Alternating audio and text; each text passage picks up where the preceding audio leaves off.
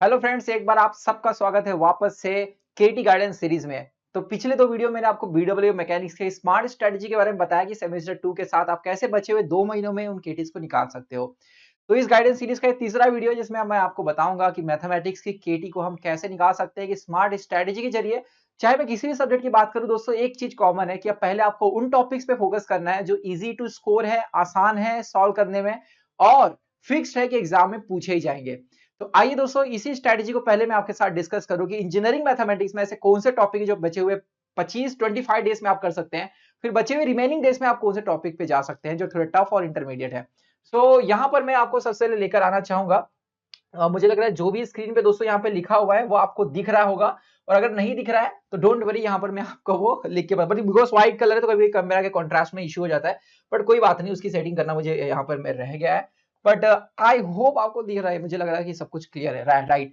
तो देखो, अगर मैं दोस्तों पूरे पेपर की बात करूं तो पहले आपको 3 टॉपिक पे फोकस करना चाहिए जो लगभग 24 मार्क्स कैरी करते हैं। और वो 3 टॉपिक कौन से हैं जो एग्जाम में फिक्स है? उसमें से पहला दोस्तों टॉपिक है पीएक्यू नॉर्मल फॉर्म। पीएक्यू नॉर्मल फॉर्म, ये क्वेश्चन दोस्तों मिनिमम मैं कह रहा हूं 8 मार्क्स का ही पूछ सकते हैं। मिनिमम मैं कंसीडर कर रहा हूं 6 मार्क्स का आता ही आता है।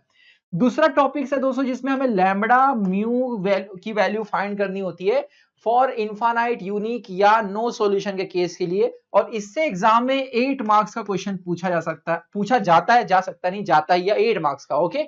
इसके बाद दोस्तों तीसरा जो टॉपिक है वो है रैंक निकालना using normal form. Rank using normal form, या गिवन मैट्रिक्स ऑर्थोगोनल यूनिटरी है तो उसके प्रॉपर्टी पे बेस्ड क्वेश्चन आ सकता है इनवर्स वगैरह फाइंड करने के लिए, और इसका वेटेज है दोस्तों 6 मार्क्स।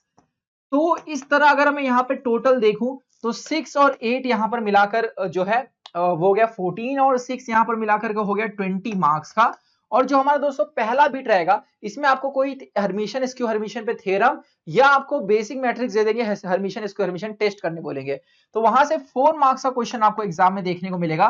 तो टोटल मिलाकर के 24 मार्क्स दोस्तों ये 2 चैप्टर से आप ला सकते हैं जिसका नाम है rank of a matrix and linear equation. और इसको करने के लिए आपको कितने दिन लगेंगे? ज्यादा से ज्यादा अगर मैं बोलूं तो 10 दिन में ये दोनों चैप्टर आसानी से किया सकते हैं। सबसे इजी चैप्टर है और इजी टू स्कोर है। तो 24 मार्क्स में से अगर मैं ये मान लूं, क्योंकि ये 3 क्वेश्चन अलग अलग बीट में रहेंगे, तो आप वो तीनों बीट करोगे कि नहीं करोगे डिपेंड करता है कि बाकी के क्वेश्चंस क्या है उस बीट में। राइट। तो चलो मैं मान लेता हूं कि इसमें से कोई भी एक क्वेश्चन आप छोड़ देते हो, तो ये 24 में से अगर मैं दोस्तों 8 मार्क्स निकाल भी दूं, तो मैं चलो इसे मान लेता हूं 24 में से आप सिर्फ 15 मार्क्स जो है इतना ही स्कोर कर पाते हो। ठीक है, मैं मिनिमम लेके चल रहा हूं, 24 में से आप सिर्फ जो है 15 मार्क्स ही स्कोर कर पाते हो। तो इसके बाद जो आपको कौन से टॉपिक फोकस करने चाहिए, तो इसके बाद जो इजी टू स्कोर है, ध्यान से देखिएगा, वो है न्यूमेरिकल मेथड में आपको करना है Gauss Seidel and Jacobi method, जो 8 मार्क्स का आपको एग्जाम में पूछा जाएगा। और मैं आपको वो दिखाना चाहूंगा कौन से बिट में रहेगा। इसके बाद जो अगला दोस्तों हमारा बिट है, आई होप आपको ये दिख रहा है, सो जस्ट वेट।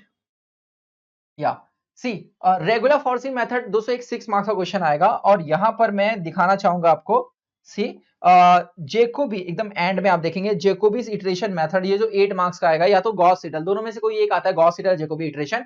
8 मार्क्स वहां पे, 6 मार्क्स वहां पे, तो ये टोटल मिलाकर हो गया दोस्तों 14। राइट। लेकिन मैं मान लेता हूं कि आप इसमें से कोई एक ही करते हैं, तो मैं मिनिमम लेके ही चलूंगा, क्योंकि सारे बिट अटेम्प्ट तो करोगे, कोई 3 ही करना है ना। तो मान लेते हैं कि इसमें से आपने सिर्फ 6 मार्क्स किया, और ये 2 टॉपिक करने के लिए कितना आपको दिन लगेगा? ये 2 टॉपिक करने के लिए दोस्तों दो, मतलब मैं कह रहा हूं मैक्सिमम 3 दिन में हो जाएगा। मतलब क्या ही है वो, न्यूमेरिकल मेथड डायरेक्टली टेबल बना के करना होता है। तो ये टॉपिक्स के लिए आपने, मैंने कहा 10 दिन, और इसके लिए 3 दिन, तो टोटल हो गया 13 डेज। राइट।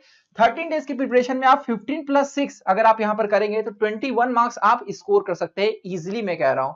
इसके बाद आपको जिस टॉपिक पे फोकस करना चाहिए जो 100% फिक्स एग्जाम में आएगा ही आएगा, वो है दोस्तों ऑयलर मेथड। ऑयलर मेथड पे एक क्वेश्चन में मिनिमम कह रहा हूं, एक 4 और एक 8 मार्क्स का 2 क्वेश्चन आते हैं। लेकिन मैं मान लेता हूं 8 मार्क्स वाला जो क्वेश्चन रहेगा वो थ्योरम, उसमें 1 2 3 3 थ्योरम है, तो थ्योरम 2 और 3 पे एक 8 मार्क्स का क्वेश्चन आता ही आता है।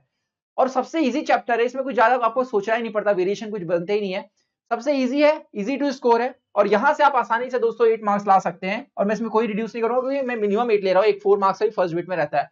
तो आप देखेंगे यहां पर आपने 21 और 8 मिलाकर के 29 मार्क्स ला सकते हैं इन 3 जो है टॉपिक्स को करके। और इसको प्रिपेयर करने के लिए ऑयलर मेथड को मैं 3 दिन अगर कंसीडर कर लूं, तो वो 13 और 3 मिलाकर हो गया 16 डेज। ओके। इसके बाद आपको जिन दो टॉपिक्स पे फोकस करना चाहिए वो है दोस्तों कॉम्प्लेक्स नंबर से आप ये पढ़िए कि nth रूट कैसे निकालते हैं, जिसमें 15-20 क्वेश्चन रहेंगे जो एग्जाम में वही आते हैं। सिमिलरली फ्रेंड्स, अगर मैं बात करूं यहाँ पर, ये मैं आपको दिखा देता हूं तो बहुत बेहतरीन समझेगा। देखो, roots of a complex number polynomial type 6 marks का एक क्वेश्चन आता है, और यहाँ पर जो है कॉम्प्लेक्स नंबर में sine n theta, cos n theta या रेस टू एन थीटा का एक्सपांशन करने में 6 मार्क्स का क्वेश्चन आता है। तो 6 और 6 यहाँ पर 12 मार्क्स हो गया। और एक ऑयलर थ्योरम पे डायरेक्टली मुझे लग रहा है कॉम्प्लेक्स नंबर सब पढ़ के ही जाते हैं, वो फर्स्ट बिट में 3 मार्क्स का आता है। तो 6 6 12 और 3 हो गया 15। पर मैं मिनिमम भी लेके चलूं कि आपने आधा उसका कर दूं, मतलब मैं 8 मार्क्स ले लूं। तो दोस्तों मैंने 2 टॉपिक आपको बताया, और दोनों टॉपिक करने के लिए 3-3 दिए, अगर 6 दिन भी मैं ले लूं, ठीक है, आराम से, अगर आप अच्छे से कर रहे हो तो उससे आप इजीली स्कोर कर सकते हो। मैं तो यहाँ पे 15 का सीधा 8 ले रहा हूं, मैं बहुत कम मार्क्स ले रहा हूं, या अज्यूम करके कि आपको सिर्फ मतलब गलती आपसे ज्यादा होती है इसलिए केटी लगी हुई, राइट, तो मैं अज्यूम करके ले रहा हूं।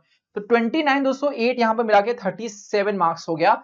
जो आप ये अगर यहाँ पे मैं 6 दिन ले लूं और वो यहाँ पे 16, तो 22 या 3 और भी ऐड कर दो, 25 डेज की प्रिपरेशन में आप आसानी से 40 मार्क्स स्कोर कर सकते हो।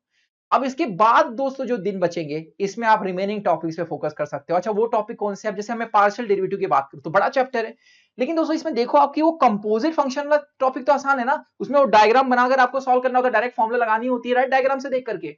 उससे एक क्वेश्चन आप देखेंगे कि हमेशा एग्जाम में आपको कंपोजिट फंक्शन पे एक क्वेश्चन 6 मार्क्स का दिखेगा, तो नेक्स्ट आप उसको टारगेट कर सकते हो। अब सक्सेसिव डिफरेंशिएशन बहुत बड़ा है, लेकिन लीबनिट्ज थ्योरम पे एक क्वेश्चन 6 या 8 मार्क्स का आपको जरूर देखने को मिलेगा। और अगर आप उस 4-5 क्वेश्चन भी कर लोगे ना लीबनिट्ज के, तो आपको पता चलेगा बाकी सारे क्वेश्चन सिमिलर है, एकदम सिमिलर होते हैं, तो वहां से आप 6 मार्क्स स्कोर कर सकते हो।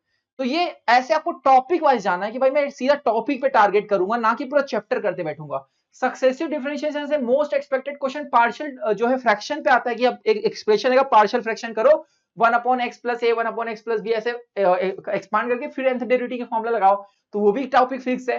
इसके बाद दोस्तों हम लोग अगर बात करें कि मैक्सिमा मिनिमा से, अगर आप देखोगे 10 से 12 क्वेश्चन है जो हर बार एग्जाम में उन्हीं से पिकअप किया जाता है, छोटा सा चैप्टर है, और अगर आप वो कर लेते हो पॉलिनोमियल टाइप पे मैक्सिमा मिनिमा कैसे निकालते हैं, बहुत ही आसान है। इस टाइप पे भी मार्क्स टीचर देता है, अगर आप फॉर्मूला मेंशन करोगे तो भी मार्क्स आगे मिलता है, राइट। तो इसमें 6 मार्क्स आप स्कोर कर सकते हो, और इस तरह आप आसानी से, मैं कह रहा हूं 55 से 60 मार्क्स जो है आसानी से कह रहा हूं स्कोर कर सकते हो, अगर आप एक एक क्वेश्चन प्रैक्टिस करके जाते हो सिर्फ इन टॉपिक से।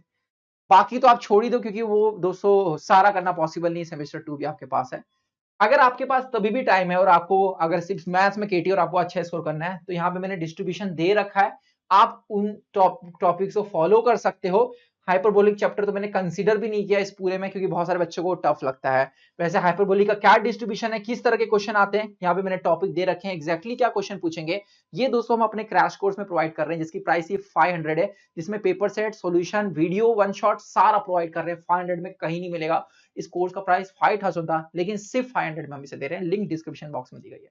अगर आपको दोस्तों इसके बाद और भी कोई क्वेरी है तो आप कमेंट बॉक्स में जरूर पूछ सकते हैं। इसी तरह हम अब आपको नेक्स्ट वीडियो में बताएंगे कि आंसर राइटिंग कैसी होनी चाहिए, आपके एग्जाम में प्रेजेंटेशन कैसा होना चाहिए, क्यों आपके मार्क्स कट रहे हैं। तो इसके बाद नेक्स्ट गाइडेंस वीडियो लेके आऊंगा, तब तक के लिए bye bye, thank you so much.